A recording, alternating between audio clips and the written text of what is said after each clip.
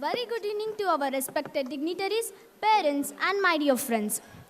It is with great joy and honor that I stand before you on the special occasion of our 17th Annual Day celebration. Every year, we look forward to welcoming a personality whose journey inspires to dream bigger and work harder. Today, we are truly delighted to have with us a rising star of our Kannada film industry, Mr. Yashash Surya. A journey shaped by hard work and an unshakable passion for cinema, screen presence, natural acting style, and dedication. Mr. Yashash Surya was born on June 12, 1984, in Chennapatna of Ramnagar district. He started his career after working as a model and made his debut with Shashank Raj's film Yuga Yuga Gale Sagali. Thereafter, he was seen in the movies like Shishira, Chingari, Chakravarti, Ramadanya, Odaya, Garadi, and many more.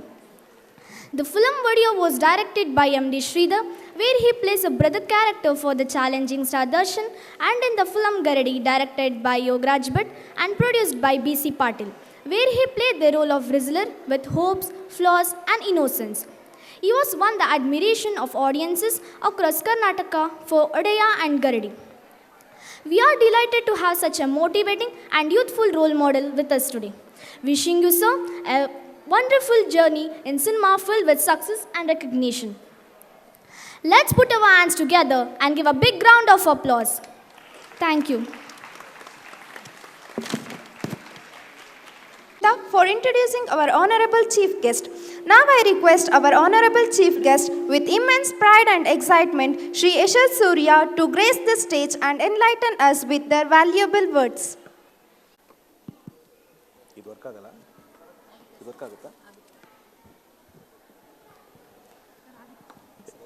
ಎರಡು ಆಗುತ್ತೆ ಇದೊಂದೇ ಸಾಕಾದರೆ okay 17ನೇ ವರ್ಷದ annual ಡೇಗೆ ನನ್ನ ಬರ್ಮಾಡ್ಕೊಟ್ಟಿದ್ದಕ್ಕೆ Raghavendra sir thank you. ಈ ಮುಂಚೆ ನಿಮ್ದು ಇನ್ನೊಂದು ಸ್ಕೂಲ್ಗೂ ಬಂದಿದ್ವಿ, ಅದು ವಿತ್ ದರ್ಶನ್ ಸರ್ ಜೊತೆಲಿ ಬಂದಿದ್ವಿ. ಸೊ ಅದು ಇವರೇ ಬರ್ಮಾಡ್ಕೊಂಡಿದ್ರು, ಒಂದು ತುಂಬ ಖುಷಿಯಾಗಿತ್ತು.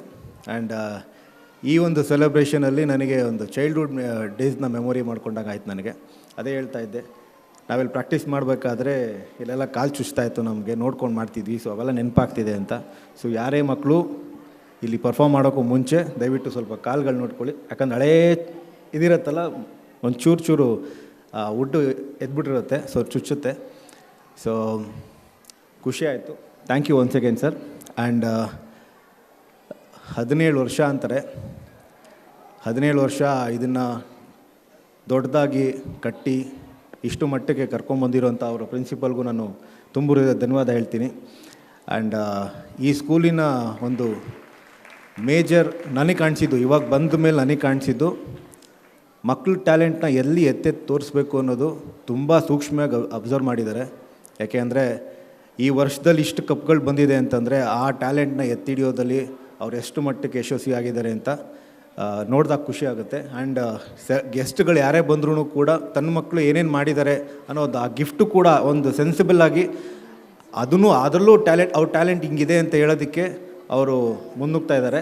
ಸೊ ಖುಷಿಯಾಗುತ್ತೆ. ಸೊ ಇಂಥ ಒಂದು ಸ್ಕೂಲಲ್ಲಿ ಇಷ್ಟು ಜನ ಓದ್ತಿರೋದೆ ಅವರ ಟ್ಯಾಲೆಂಟ್ನ ಎಲ್ಲೂ ಡೌನ್ ಮಾಡಲ್ಲ. ಆ್ಯಂಡ್ ಅಫ್ಕೋರ್ಸ್ ಇನ್ನು ಮುಂದಿನ ದಿನಗಳಲ್ಲಿ ನಿಮ್ಮ ಮಕ್ಕಳು ಇನ್ನೂ ತುಂಬ ಎತ್ತರದಲ್ಲಿ ಕಾಣಿಸ್ತಾರೆ. ಆ್ಯಂಡ್ ಅಫ್ಕೋರ್ಸ್ ಇಷ್ಟು ಚಿಕ್ಕ ವಯಸ್ಸಲ್ಲಿ ಈ ರೋಬೋನ್ ತಯಾರಿಸಿದ್ದಾರೆ. ಅದು ನಾವು ಕೇಳಿದ್ವಿ, ಬರೀ ಜಸ್ಟ್ 1 ವೀಕಲ್ಲಿ ರೆಡಿ ಮಾಡಿದ್ದು ಅಂತ. ಖುಷಿ ಆಯಿತು. ಬರೀ 1 ವಾರದಲ್ಲೇ ಆ ಹುಡುಗ ಅಷ್ಟು ಮಾಡಿದ್ದಾನೆ ಅಂತಂದರೆ ಇನ್ನೊಂದು ತಿಂಗಳು 1 ವರ್ಷ ಟೈಮ್ ಕೊಡ್ತು ಅಂದರೆ ಯಾವ ದೊಡ್ಡ ಮಟ್ಟಕ್ಕೆ ರೋಬೋ ಮಾಡ್ಬೋದು ಅಂತ ಅಂದು ಹೇಳ್ತಾ ಇದ್ದಾರೆ. ಫ್ಯೂಚರಲ್ಲಿ ಬರೀ ರೋಬೋಸ್ಗಳಿರೋದು ಅಂತ. ಒಂದಷ್ಟು ರೋಬೋಗಳು ನಿಮ್ಮ ಸ್ಕೂಲಿಂದನೂ ಜಾಸ್ತಿ ಆಗಲಿ, ಆ್ಯಂಡ್ ಎಲ್ಲ ಕಡೆ ನಿಮ್ಮ ಸ್ಕೂಲಿಂದನೇ ರೋಬೋಗಳು ಕ್ರಿಯೇಟ್ ಆಗಲಿ ಅಂತ ಹೇಳೋಕ್ಕೆ ಇಷ್ಟಪಡ್ತೀನಿ. ಆ್ಯಂಡ್ ಮಿಡಲ್ ಕ್ಲಾಸ್ ಮಕ್ಕಳೇ ಆ್ಯಂಡ್ ಮಿಡಲ್ ಕ್ಲಾಸ್ ಇರೋರೇ ತುಂಬ ಎತ್ತರಕ್ಕೆ ಸಾಧಿಸೋದು. ಸೊ ಮುಂದಿನ ದಿನಗಳಲ್ಲಿ ಅದನ್ನು ಯಶಸ್ವಿ ನಾನು ಅದನ್ನು ಎಕ್ಸ್ಪೆಕ್ಟ್ ಮಾಡ್ತೀನಿ. ಈ ಸ್ಕೂಲಲ್ಲೂ ತುಂಬ ದೊಡ್ಡ ವ್ಯಕ್ತಿಗಳು ಹಾಗೆ ಈ ಸ್ಟೇಜಲ್ಲಿ ಅವ್ರನ್ನೇ ಕರೆಸಿ ಅವ್ರನ್ನ ಸನ್ಮಾನ ಮಾಡುವಂಥ ಸ್ಟೇಜ್ ಬರಲಿ ಮುಂದೆ ಅನ್ನೋದು ನಾನು ಆಶಿಸ್ತೀನಿ. And thank you so much ನನ್ನ ಬರ್ಮಾಡ್ಕೊಟ್ಟಿದ್ದು once again. Thank you. Thank you, sir. Thank you, sir. For those truly inspiring and insightful words on behalf of our school, we extend our deepest gratitude for gracing us. Now I request our Rotary West Association President and other dignitaries to honor our chief guest.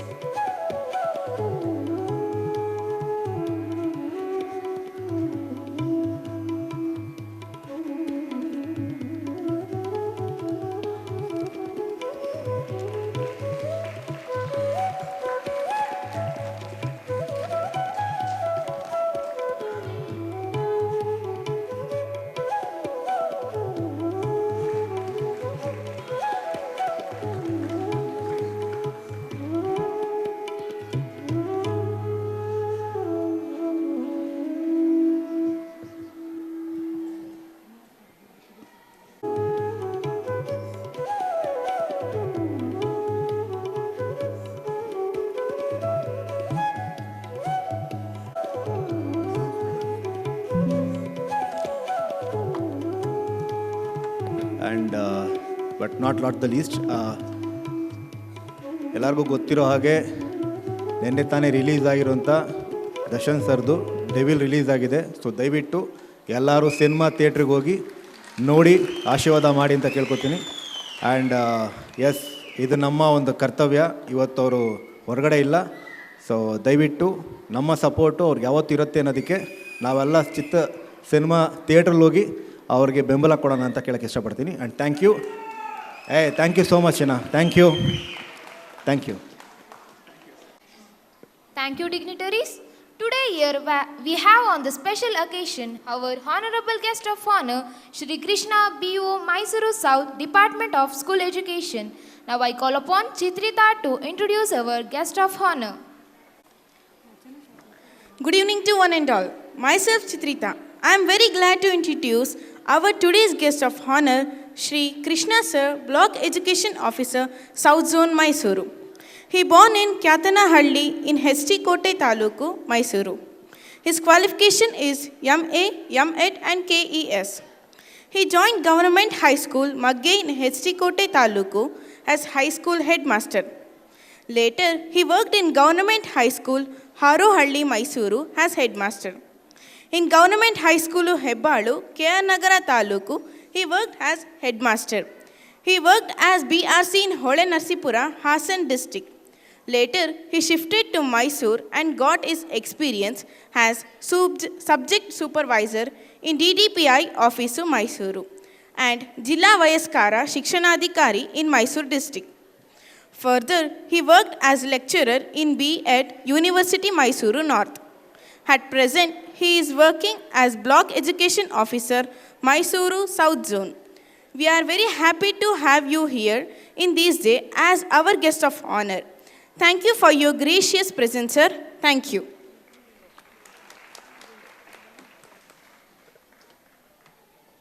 Guest of honor. I request our honorable guest of honor, Shri Krishna B.O. Mysuru South, to speak a few words on this occasion. ಬರುತ್ತಲ್ಲ ಅದೇ ಕೊಡ್ತೀಯಪ್ಪ. Comfort. ಎಲ್ಲರಿಗೂ ನಮಸ್ಕಾರ. Rotary West ಶಾಲೆಯ 17ನೇ ವಾರ್ಷಿಕೋತ್ಸವ ಸಮಾರಂಭದಲ್ಲಿ ಇರಲಿ ಉಪಸ್ಥಿತರಿರ್ತಕ್ಕಂಥ ಈಗಾಗಲೇ ನಿಮ್ಮ ಜೊತೆ ಯಶಸ್ಸಿನ ಗುಟ್ಟನ್ನು ಹೇಳುವುದರ ಮೂಲಕ ಸ್ಯಾಂಡಲ್ವುಡ್ನಲ್ಲಿ ನಟರಾಗಿ ನಟನೆ ಮಾಡಿ ಈಗಾಗಲೇ ಮುಂದೆ ಅವರ ಚಿತ್ರ ಪ್ರದರ್ಶನವನ್ನು ನೀವೆಲ್ಲ ವೀಕ್ಷಣೆ ಮಾಡಬೇಕು ಅಂತಕ್ಕಂಥ ಮಾತನ್ನು ಹೇಳಿರ್ತಕ್ಕಂಥ ಎಸ್ ಸೂರ್ಯರವರೇ, ಸಂಸ್ಥೆಯ ಅಧ್ಯಕ್ಷರಾದ ರಾಘವೇಂದ್ರ ಪ್ರಸಾದ್ ಅವರೇ, ಕಾರ್ಯದರ್ಶಿಗಳೇ, ಎಲ್ಲ ಗೌರವಾನ್ವಿತ ಪದಾಧಿಕಾರಿ ಬಂಧುಗಳೇ, ಶಾಲೆಯ ಪ್ರಾಂಶುಪಾಲರೇ, ಉಪಪ್ರಾಂಶುಪಾಲರೇ, ಶಿಕ್ಷಕ ಬಂಧುಗಳೇ, ಪ್ರೀತಿಯ ವಿದ್ಯಾರ್ಥಿಗಳೇ, ಪೋಷಕ ಬಂಧುಗಳೇ, ಈಗಾಗಲೇ ನಾನು ನಿಮ್ಮ ಜೊತೆ ಮಾತನಾಡಬೇಕು ಅಂದರೆ ಬಹಳ ಮುಖ್ಯವಾಗಿರ್ತಕ್ಕಂಥದ್ದು ಒಂದು ವಿದ್ಯಾರ್ಥಿಗಳು, ಮತ್ತೊಂದು ಶಿಕ್ಷಕರು, ಇನ್ನೊಂದು ಪೇರೆಂಟ್ಸು. ಒಂದು ಶಾಲೆ ಅಂದ ತಕ್ಷಣ, ಒಬ್ಬ ವಿದ್ಯಾರ್ಥಿ ಅಂದ ತಕ್ಷಣ ನನಗೆ ಮೊದಲು ಕೇಂದ್ರೀಕೃತವಾಗಿ ನಾನು ಮೂರನ್ನೂ ತ್ರಿಭುಜ, ಏನು ನೀವು ಟ್ರಯಾಂಗಲನ್ನು ಓದ್ತೀರಾ ಅದರಲ್ಲಿ ಒಂದು ಲೈನ್ ಇಲ್ಲ ಅಂತಂದರೂ ಅದು ಟ್ರಯಾಂಗಲ್ ಅಂತ ಅನ್ಸ್ಕೊಳ್ಳಿಕ್ಕೆ ಸಾಧ್ಯ ಆಗೋದಿಲ್ವೋ ಆ ರೀತಿ ಮೂರು ಬಹಳ ಮುಖ್ಯವಾಗಿ ನಾನು ಇಲ್ಲಿ ಕಾನ್ಸಂಟ್ರೇಟ್ ಮಾಡಿ ಮಾತನಾಡಬೇಕಾಗತ್ತೆ. ಒಬ್ಬ ವಿದ್ಯಾರ್ಥಿ ಶಾಲೆಗೆ ಬರ್ತಾನೆ ಅಂತಂದರೆ ತನ್ನ ಪರಿಪೂರ್ಣ ಜೀವನವನ್ನು ಆ ಶಾಲೆಯಲ್ಲಿ ಕಲಿತು ಮುಂದಿನ ಭವಿಷ್ಯವನ್ನು ರೂಪಿಸ್ತಕ್ಕಂಥ ಹಿನ್ನೆಲೆಯಲ್ಲಿ ತಂದೆ ತಾಯಿಗಳು ಭಾಳಷ್ಟು ಆಶೋತ್ತರಗಳನ್ನ ಇಟ್ಕೊಂಡು ಶಾಲೆಗೆ ಕಳಿಸ್ತಾರೆ. ಮೊದಲನೇದು ಮನೆ ತನ್ನ ವಾಸಿಸುವ ಸ್ಥಾನವಾದರೆ, ಎರಡನೇದು ತನ್ನ ಜೀವನವನ್ನು ರೂಪಿಸ್ತಕ್ಕಂಥ ಎರಡನೇ ಮನೆಯಾಗಿ ಶಾಲೆ ರೂಪಿತವಾಗುತ್ತೆ. ಮೊದಲನೇದಾಗಿ ತಂದೆ ತಾಯಿಗಳು ಅವರಿಗೆ ತಂದೆ ತಾಯಿಗಳ ಕಾರ್ಯವನ್ನು ನಿರ್ವಹಿಸಿದರೆ, ಎರಡನೇದಾಗಿ ಗುರುಗಳು ತಂದೆ ತಾಯಿಗಳಾಗಿ ಹಾಗೆ ಮಾರ್ಗದರ್ಶಕರಾಗಿ ತಮ್ಮ ಜೀವನವನ್ನು ರೂಪಿಸ್ತಕ್ಕಂಥ ಶಿಲ್ಪಿಗಳಾಗಿ ರೂಪುಗೊಳ್ಳುತ್ತಾರೆ.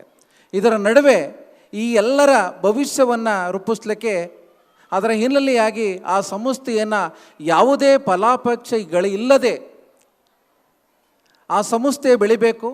ಸಂಸ್ಥೆಯಲ್ಲಿ ಬರ್ತಕ್ಕಂಥ ವಿದ್ಯಾರ್ಥಿಗಳಿಗೆ ಒಂದು ಒಳ್ಳೆಯ ಶಿಕ್ಷಣವನ್ನು ಕೊಡೋದ್ರ ಮೂಲಕ ಈ ಸಮಾಜದಲ್ಲಿ ಒಂದು ಉತ್ತಮ ಪ್ರಜೆಯಾಗಿ ಅವರು ರೂಪುಗೊಳ್ಳಬೇಕು ಅಂತಕ್ಕಂಥ ಹಿನ್ನೆಲೆಯಲ್ಲಿ ಸಾಕಷ್ಟು ಮಂದಿ ಅಲ್ಲಿ ಆಡಳಿತ ಮಂಡಳಿಯವರು ನಿಮಗೆ ಸಹಕಾರವನ್ನು ಕೊಟ್ಟುಕೊಂಡು ಈ ಸಂಸ್ಥೆಯನ್ನು ನಡೆಸ್ಕೊಂಡು ಬರ್ತಾಯಿದ್ದಾರೆ. ಈ ಎಲ್ಲರ ಪರಿಶ್ರಮದ ಒಂದು ಮುಖ್ಯವಾದ ಹಿನ್ನೆಲೆ ಗುರಿ ಏನಪ್ಪ ಅಂತಂದರೆ, ಒಬ್ಬ ವಿದ್ಯಾರ್ಥಿಗೆ ಒಳ್ಳೆಯ ಶಿಕ್ಷಣವನ್ನು ಕೊಡ್ತಕ್ಕಂಥದ್ದು. ಆ ಒಳ್ಳೆಯ ಶಿಕ್ಷಣವನ್ನು ಕೊಡಬೇಕು ಅಂತಕ್ಕಂಥ ಹಿನ್ನೆಲೆಯಲ್ಲಿ ತಂದೆ ತಾಯಿಗಳು, ಶಿಕ್ಷಕರು ಮತ್ತು ಅದಕ್ಕೆ ಹಿನ್ನೆಲೆಯಾಗಿರ್ತಕ್ಕಂಥ ಸಾಕಷ್ಟು ಜನರ ಒಂದು ಪರಿಶ್ರಮದ ಮುಖ್ಯವಾದ ಇದೇನು ಅಂತಂದರೆ ವಿದ್ಯಾರ್ಥಿಯ ಜೀವನವನ್ನು ರೂಪಿಸ್ತಕ್ಕಂಥ. ಹಾಗಾದರೆ ವಿದ್ಯಾರ್ಥಿಗಳು ಏನು ಮಾಡಬೇಕು, ಆ ವಿದ್ಯಾರ್ಥಿಗಳ ಬಹು ಮುಖ್ಯವಾದ ಜವಾಬ್ದಾರಿಗಳೇನು ಅಂತಕ್ಕಂಥದ್ದು ತಾವೆಲ್ಲ ಅರ್ಥ ಮಾಡ್ಕೊಳ್ಬೇಕಾಗಿದೆ ವಿದ್ಯಾರ್ಥಿಗಳೇ. ಮೊದಲನೇದಾಗಿ ನೀವು ಇವತ್ತು 10ನೇ ತರಗತಿ ಓದ್ತಾ ಇದ್ದೀರಿ ಅಂದರೆ ನಿಮ್ಮ ನಿಜವಾದ ಗೋಲ್ ಏನು, ರಿಯಲ್ ಗೋಲ್ ಏನು ಅಂತಕ್ಕಂಥದ್ದನ್ನು ನೀವು ಅರ್ಥ ಮಾಡ್ಕೊಳ್ಬೇಕು. ನಾನು ಇವತ್ತು 10ನೇ ತರಗತಿ ಓದಬೇಕು, 10ನೇ ತರಗತಿ ಓದಿ ಮುಂದೆ ಒಳ್ಳೆಯ ಶಿಕ್ಷಣವನ್ನು ಪಡಿಬೇಕು ಅಂತಕ್ಕಂಥ ಹಿನ್ನೆಲೆಯಲ್ಲಿ ಏನು ಮಾಡಬೇಕು ಅಂತಕ್ಕಂಥದ್ದನ್ನು ನೀವು ಇದು ಮಾಡಬೇಕು. ಹಾಗಂತಂದರೆ ಏನು ಮಾಡಬೇಕು, ನಾನು 625 ಅಂಕಗಳಿಗೆ 625 ಅಂಕಗಳನ್ನು ತಗೊಳ್ಬೇಕಾದ್ರೆ ನನ್ನ ಜವಾಬ್ದಾರಿಗಳೇನು ಅಂತಕ್ಕಂಥದ್ದು ನೀವು ಅರ್ಥ ಮಾಡಿ. ನಾವು ಒಂದು ಬೆಸ್ಟ್ ಎಕ್ಸಾಂಪಲ್ನ ಕೊಡ್ತೀನಿ. ಇದು 20 ವರ್ಷಗಳ ಹಿಂದೆ ನಡೆದಂಥ ಘಟನೆ. ಒಬ್ಬ ವಿದ್ಯಾರ್ಥಿಗೆ ಒಂದು ಕಾರ್ಯಕ್ರಮಕ್ಕೆ ಹೋಗಿದ್ದೆ. ಈಗಲೂ ನನಗೆ ಅವನ ಹೆಸರು ನೆನಪಿದೆ, ಸಂತೋಷ್ ಅಂತ. ಪಾಪ ಬಡತನದ ವಿದ್ಯಾರ್ಥಿ ಆತ. ಹೀಗೆ ಬಂದು ಕಾರ್ಯಕ್ರಮ ಮುಗಿಸಿ ಅವನಿಗೆ ಒಂದು 5 ಅವಾರ್ಡ್ಗಳನ್ನು ಆ ಡಯಾಸಲ್ಲಿ ಕೊಟ್ಟಾದ ನಂತರ ನಾನು ನಿನ್ನ ಈಗಿನ ಶಿಕ್ಷಕರಲ್ಲಿ ಕೇಳಿದೆ, ಇವನ ಪರ್ಫಾರ್ಮೆನ್ಸ್ ಹೇಗಿದೆ ಅಂತಕ್ಕಂಥದ್ದು. ಸರ್ 80% ಅಂತಂದರು. ಹೌದಾ ಅಂತ ಸುಮ್ಮನಾದೆ. ಕಾರ್ಯಕ್ರಮ ಮುಗಿದ ಮೇಲೆ ಆ ವಿದ್ಯಾರ್ಥಿ ನಾನು ಮುಗಿದು ಆಚೆ ಹೋಗ್ಬೇಕಾದ್ರೆ ಅವನನ್ನು ಮಾತಾಡಿಸ್ದೆ. ಏನಪ್ಪ ಎಲ್ಲಿಂದ ಬರ್ತಾ ಇದೆ, ಹೇಗಿದೆ ಅಂತ. ಸರ್ ನಾನು ಇಂಥ ಗ್ರಾಮೀಣ ಪ್ರದೇಶದಿಂದ ಬರ್ತಾ ಇದ್ದೇನೆ, ಒಂದು ತಾಲೂಕು ಕೇಂದ್ರದಿಂದ ಇಷ್ಟು ದೂರ ನಮ್ಮ ಊರಿಗೆ ಆಗುತ್ತೆ ಸರ್. ಇಲ್ಲಿಂದ ನಾನು ಪ್ರತಿನಿತ್ಯ ಶಾಲೆಗೆ ಬರ್ತಾ ಇದ್ದೀನಿ ಸರ್. ಮತ್ತು ನನಗೆ ಒಂದು ಓದಲಿಕ್ಕೂ ಬೆಳಕನ್ನು ನೀಡತಕ್ಕಂಥ ಅವಕಾಶಗಳು ಇಲ್ಲ. ಈ ದೀಪದ ಬೆಳಕಿನಲ್ಲಿ ನಾನು ಪ್ರತಿನಿತ್ಯ ಓದ್ತಾ ಇದ್ದೀನಿ ಸರ್. ಆದರೂ 80%. ಹೌದಾ, ಖಂಡಿತವಾಗಲೂ 80 ಅಲ್ಲ 100ನ್ನ ತಗೊಳ್ತಕ್ಕಂಥ ಅವಕಾಶ ನಿನಗೆ ಇದೆ. ನೀನು ಹೀಗೆ ಮಾಡೋದು, ಏನು ಮಾಡಬೇಕು ಸರ್? ಕನಿಷ್ಠ ನೀನು ನಿನ್ನಲ್ಲಿರ್ತಕ್ಕಂಥ ಈ ಟ್ಯಾಲೆಂಟನ್ನು ಸರಿಯಾಗಿ ಬಳಸ್ಕೊಳ್ಳೋದೇ ಆದರೆ 100 ನೀನು ತೆಗಿಬೋದು. ಹೇಗೆ ಸರ್ ಅಂತಕ್ಕಂಥದ್ದನ್ನು ಕೇಳಿದ. ನಾನು ವಿದ್ಯಾರ್ಥಿಯಾಗಿ 10ನೇ ತರಗತಿ ಓದ್ತಾ ಇರ್ತಕ್ಕ ನಾನು ಏನು ಮಾಡಬೇಕು ಅಂತಕ್ಕಂಥದ್ದನ್ನು ನೀವು ಮೊದಲು ಯೋಚನೆ ಮಾಡು. ಮತ್ತು ಮುಂದೆ ನಿನ್ನ ಜೀವನದಲ್ಲಿ ಏನು ಆಗಬೇಕು ಅಂತಕ್ಕಂಥದ್ದನ್ನು ಯೋಚನೆ ಮಾಡ್ಕೊಂಡು ಆ ಕಡೆ ಗುರಿ ಇಟ್ಕೊಂಡು ನೀನು ಓದ್ತಕ್ಕಂಥ ರೂಮ್ ಇದೆಯಲ್ಲ, ಆ ರೂಮಲ್ಲಿ ನಾನು ಇದು ಆಗ್ತೀನಿ ಅಂತಕ್ಕಂಥದ್ದನ್ನು ಬರೆದು ಮೊದಲು ಇಟ್ಕೊ. ಪ್ರತಿನಿತ್ಯ ಎದ್ದ ತಕ್ಷಣ ಅದನ್ನು ನೋಡು. ಮತ್ತು ಕನಿಷ್ಠ ಒಂದು ದಿನಕ್ಕೆ 6 ಗಂಟೆನಾದರೂ ನೀನು ಓದೋದನ್ನು ಅಭ್ಯಾಸ ಮಾಡು. ಹೀಗೆ ಅಭ್ಯಾಸ ಮಾಡ್ಕೊಂಡು ಅವನು ಓದ್ತಾ ಇದ್ದ. 10ನೇ ತರಗತಿಯಲ್ಲಿ 95% ಅವನು ತಗೊಂಡ. 95% ತೆಗೆದ ನಂತರ ನೆಕ್ಸ್ಟ್ PUCಗೆ ಹೋದ. PUCಗೆ ಹೋಗಿ ಅಲ್ಲಿ CET ಇದನ್ನು ಇದು ಮಾಡಿ ಎಂಜಿನಿಯರಿಂಗ್ ಮಾಡ್ದ. ಎಂಜಿನಿಯರಿಂಗ್ ಎಲ್ಲ ಮುಗಿಸಿ ಇವತ್ತು ಅಮೇರಿಕಾದಲ್ಲಿ ಒಂದು ಒಳ್ಳೆಯ ಪ್ರತಿಷ್ಠಿತ ವಿಶ್ವವಿದ್ಯಾಲಯದಲ್ಲಿ ಪ್ರೊಫೆಸರ್ ಆಗಿ ಕೆಲಸ ಮಾಡ್ತಾ ಇದ್ದಾನೆ ಆ ವಿದ್ಯಾರ್ಥಿ. ಅಂದರೆ ಆ ವಿದ್ಯಾರ್ಥಿಗೆ ಅವನಲ್ಲಿ ಒಳಗಿನ ಪ್ರತಿಭೆ ಇತ್ತು. ಆ ಪ್ರತಿಭೆನ ಪ್ರೋತ್ಸಾಹ ಮಾಡ್ತಕ್ಕಂಥ ಟೀಚರ್ ಸಮೂಹ ಇತ್ತು. ಆ ಟೀಚರ್ ಸಮೂಹ ಯಾವಾಗ ಯಾವ ಸಂದರ್ಭದಲ್ಲಿ ಹೇಗೆ ಮಾಡಬೇಕು ಅಂತಕ್ಕಂಥದ್ದನ್ನು ಅರ್ಥ ಮಾಡಿಕೊಂಡು ದಿನನಿತ್ಯ ಹೇಳುವುದ್ರ ಮೂಲಕ ಅವನನ್ನು ಹಾಗೇ ಪ್ರೋತ್ಸಾಹ ಮಾಡ್ಕೊಂಡು ಬಂದರು. ಇವತ್ತು ಅವನು ಅಂಥ ಅಮೇರಿಕಾದಲ್ಲಿ ಒಂದು ಸಂಸ್ಥೆಯಲ್ಲಿ ಪ್ರೊಫೆಸರ್ ಆಗಿ ಕೆಲಸ ಮಾಡ್ತಾನೆ ಅಂತಂದರೆ ಈಗ ಅವನ ಜೀವನ ಇದು ವ್ಯವಸ್ಥೆ ಹೇಗಿರ್ತದೆ ಅಂತಕ್ಕಂಥದ್ದನ್ನು ನಾವು ಅರ್ಥ ಮಾಡ್ಕೊಳ್ಬೇಕಾಗಿದೆ. ಆ ಹಿನ್ನೆಲೆಯಲ್ಲಿ ಇನ್ನೊಂದು ಉದಾಹರಣೆ ಜಸ್ಟ್ ಲೈವ್ ಈಗಾಗಲೇ ನಮ್ಮಲ್ಲಿ ಘಟನೆ ಇರ್ತಕ್ಕಂಥದ್ದು. ಈಗಾಗಲೇ ಈ ರಾಷ್ಟ್ರದ ರಾಷ್ಟ್ರಪತಿಯಾಗಿ ಮಹಾನ್ ಕ್ಷಿಪಣಿ ನಾಯಕರಾಗಿ ವಿಜ್ಞಾನಿಯಾಗಿ ನಮ್ಮನ್ನು ಬಿಟ್ಟು ಹೋಗಿರ್ತಕ್ಕಂಥ ಅಬ್ದುಲ್ ಕಲಾಂ ಅವರ ಇದನ್ನು ನೀವು ಕೇಳಿದ್ದೀರಿ. ರಾಮೇಶ್ವರಂನಲ್ಲಿರ್ತಕ್ಕಂಥ ಒಂದು ಸರ್ಕಾರಿ ಶಾಲೆಯಲ್ಲಿ ಓದ್ತಾ ಇರಬೇಕಾದ್ರೆ ಬಡತನದಲ್ಲಿರ್ತಕ್ಕಂಥವ್ರು ಚಿಕ್ಕಂದಿನಲ್ಲಿಯೇ ಕುಟುಂಬದ ಆಸರೆಯಾಗಿದ್ದು ಪ್ರತಿನಿತ್ಯ ಪೇಪರ್ಗಳನ್ನು ಹಾಕೊಂಡು ಬಂದು ಅದರಲ್ಲಿ ಜೀವನ ನಿರ್ವಹಣೆ ಮಾಡ್ಕೊಂಡು ಕೊನೆಗೆ ಶಾಲೆಯಲ್ಲಿ ಅವರಿಗೆ ತನ್ನ ಗುರುಗಳು ಆಕಾಶದಲ್ಲಿ ಹಾರಾಡ್ತಕ್ಕಂಥ ವಿಮಾನಗಳ ಪರಿಚಯ ಮಾಡಿದಂಥದ್ರು. ಅದಾದ ನಂತರ ಹಾಗೆ ಹಾರಾಡ್ತಕ್ಕಂಥ ಪಕ್ಷಿಗಳನ್ನು ನೋಡಿ ಆ ಪಕ್ಷಿಗಳು ಹಾರಾಡೋದು, ಅಲ್ಲಿಂದ ರೆಂಬೆಗೆ ಹೋಗೋದು, ಮತ್ತೆ ಇಳಿಯೋದು, ಹೀಗೆಲ್ಲವನ್ನು ನೋಡಿ ಕೊನೆಗೊಂದು ದಿನ ನಾನು ಏನಾದರೂ ಸಾಧನೆ ಮಾಡಬೇಕು ಅಂತಕ್ಕಂಥ ಹಿನ್ನೆಲೆಯಲ್ಲಿ ಆ ಸಾಧನೆ ಮಾಡಬೇಕು ಅಂತಕ್ಕಂಥ ಆ ಒಂದು ಕನ್ಸಿಸ್ಟೆಂಟಿ ಅವರಲ್ಲಿ ಬಂದದ್ರಿಂದ ಕೊನೆಗೆ ಆ ಸಾಧನೆ ಮಾಡ್ತಾರೆ. ಹಾಗೆ ಮದ್ರಾಸ್ನಲ್ಲಿರ್ತಕ್ಕಂಥ ಇನ್ಸ್ಟಿಟ್ಯೂಟ್ ಆಫ್ ಟೆಕ್ನಾಲಜಿನ ಭಾಳ ಸಮರ್ಪಕವಾಗಿ ಬಳಸ್ಕೊತಾರೆ. ಕೊನೆಗೊಂದು ದಿನ ಈ ಭಾರತದಲ್ಲಿ ಒಳ್ಳೆಯ ಕ್ಷಿಪಣಿ ವಿಜ್ಞಾನಿಯಾಗಿ ರೂಪುಗೊಳ್ಳುತ್ತಾರೆ. ಜೊತೆಗೆ ನಿರಂತರವಾಗಿ ಅವರ ಸಾವಿನವರೆಗೂ ಒಬ್ಬ ಉತ್ತಮ ಉಪನ್ಯಾಸಕರಾಗಿ ವಿದ್ಯಾರ್ಥಿಗಳ ಜೊತೆಯಲ್ಲಿ ನಿರಂತರವಾಗಿ ಉಪನ್ಯಾಸವನ್ನು ಮಾಡುವುದರ ಮೂಲಕ ಒಬ್ಬ ಮಾದರಿಯ ರಾಷ್ಟ್ರಪತಿಗಳಾಗಿ ವಿಜ್ಞಾನಿಯಾಗಿ ಇದು ಮಾಡ್ತಾರೆ. ಹಾಗೆ ಒಬ್ಬ ವಿದ್ಯಾರ್ಥಿಗೆ ಏನಾದರೂ ಸಾಧನೆ ಮಾಡಬೇಕು ಅಂದರೆ ಅವನಿಗೆ ಯಾವುದೇ ಹಣ ಆಗಲಿ ಇನ್ನೊಂದಾಗಲಿ ಯಾವುದೂ ಕೊರತೆ ಆಗೋದಿಲ್ಲ. ಕೊರತೆ ಆಗತಕ್ಕಂಥದ್ದು ನನ್ನಲ್ಲಿರ್ತಕ್ಕಂಥ ಒಂದು ಗೋಲ್ ಇಟ್ಕೊಳ್ಬೇಕು, ಮಾಡಲೇಬೇಕು ಅಂತಕ್ಕಂಥ ಚಾನಲ್ ನಮ್ಮಲ್ಲಿ ಬರಬೇಕು. ಅದಕ್ಕೆ ಪ್ರೋತ್ಸಾಹ ನೀಡತಕ್ಕಂಥ ತಂದೆ ತಾಯಿಗಳು ಮತ್ತು ಶಿಕ್ಷಕರು ನಮ್ಮ ಜೊತೆಯಲ್ಲಿದ್ದರೆ ಅದನ್ನು ಸಾಧನೆ ಮಾಡಬೇಕು ಮಾಡ್ತೀವಿ ಅಂತಕ್ಕಂಥದ್ದು ನಮ್ಮ ಕಣ್ಣು ಮುಂದೆ ಇವೆ. ಆದ್ದರಿಂದ ವಿದ್ಯಾರ್ಥಿಗಳೇ, ನೀವು ಪ್ರತಿನಿತ್ಯ ಶಾಲೆಗೆ ಬರುವ ಮುನ್ನ ನನ್ನ ಇವತ್ತಿನ ಜವಾಬ್ದಾರಿಗಳೇನು, ಮತ್ತು ಶಾಲೆಯಿಂದ ಮನೆಗೆ ಹೋದರೆ ನನ್ನ ಇದೇನು, ನಾನು ಇರ್ತಕ್ಕಂಥ ಇಷ್ಟು ಅವಧಿಯಲ್ಲಿ ನಾನು ಏನೆಲ್ಲ ಮಾಡ್ಬೋದು, ನಾನು ಏನನ್ನು ಕಲಿತೆ, ಇನ್ನೇನು ಕಲಿಬೇಕು ಅಂತಕ್ಕಂಥ ಪ್ರತಿನಿತ್ಯ ಹೀಗೆ ಮಾಡುವುದರ ಮೂಲಕ ನಿಮ್ಮ ಪ್ರಯತ್ನದಲ್ಲಿ ಆ ಪ್ರಯತ್ನಗಳನ್ನು ಮಾಡ್ತಾ ಇದ್ದರೆ ಖಂಡಿತವಾಗಲೂ ಯಶಸ್ಸನ್ನು ಮಾಡಬಹುದು.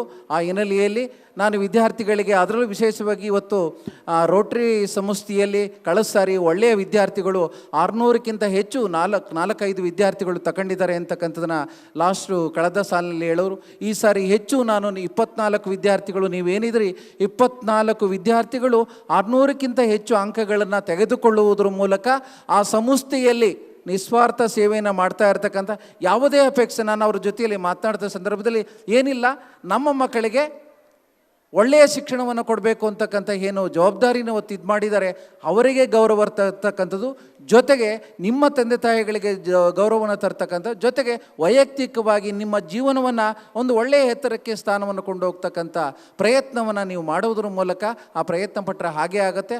ಆ ಹಿನ್ನೆಲೆಯಲ್ಲಿ ಇವತ್ತು ನಾನು ಖಂಡಿತವಾಗಲೂ ನಿಮ್ಮನ್ನು ನಿರೀಕ್ಷೆ ಮಾಡ್ತಾ ಇದ್ದೀನಿ. ಈ ನಿಟ್ಟಿನಲ್ಲಿ, ಈ ಪ್ರಯತ್ನದಲ್ಲಿ ನೀವೆಲ್ಲ ಸಫಲರಾಗ್ತೀರಾ. ಈ ಸಮಾಜದಲ್ಲಿ ಒಳ್ಳೆಯ ವಿದ್ಯಾರ್ಥಿಗಳಾಗಿ ರೂಪುಗೊಂಡು ನಿಮ್ಮ ಜೀವನವನ್ನು ಪ್ರತಿಷ್ಠವಾಗಿ ನಿರ್ವಹಿಸ್ತಕ್ಕಂಥ ಶಕ್ತಿಯನ್ನು ಬೆಳೆಸಿಕೊಳ್ಳುವುದರ ಮೂಲಕ ಸಮಾಜಕ್ಕೆ ಮಾದರಿ ಹಾಕ್ತೀರಾ. ಖಂಡಿತವಾಗಲೂ ಆ ಯಶಸ್ಸು ನಿಮಗೆ ಸಿಗುತ್ತೆ. ಆ ಯಶಸ್ಸು ಸಿಗುವ ರೀತಿಯಲ್ಲಿ ಪೇರೆಂಟ್ಸು ಮತ್ತು ಶಿಕ್ಷಕರು ನಿಮ್ಮ ಜೊತೆ ಸದಾ ಕಾಲ ಇರ್ತಾರೆ.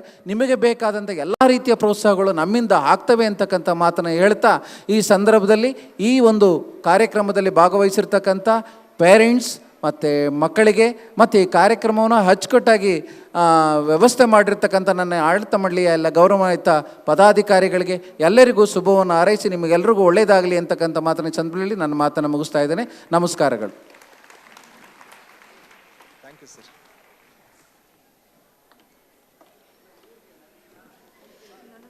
ಅಭಿವೃದ್ಧಿಯಾಗಲು ಪೋಷಕರ ಶಿಕ್ಷಕರ ಪಾತ್ರ ಅಪಾರ ಎಂದು ತಿಳಿಸಿದ ಶ್ರೀ ಕೃಷ್ಣ ಸರ್ ಅವರಿಗೆ ವಂದನೆಗಳು. Our Rotarivers Association President and other dignitaries to honor our guest of honor, Shri Krishna B.O. Mysuru South, Department of School Education.